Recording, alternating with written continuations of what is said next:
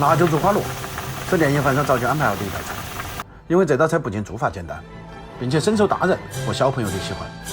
年夜饭上有了它，可以添粉不少。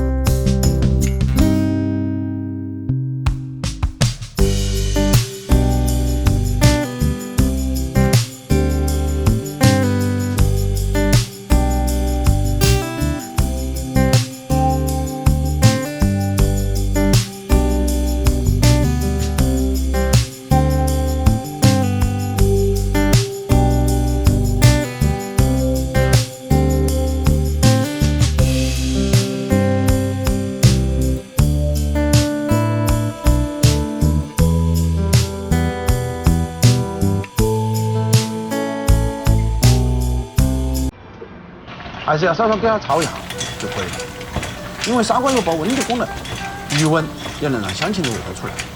一道简单又美味的辣椒猪花螺，你学会了没有？学会的点赞，没有学会的点完赞后继续再看。关于年夜饭主题的菜已经分享过多期了，还没有关注厨师的记得要点关注，以免错过后面的精彩内容。毕竟点关注不迷路，鸟儿高飞，新年就唱，游子远行，情牵故乡，一碗烟火把回家的路照亮。你好，别来无恙，新年快乐！我是厨子，下期见。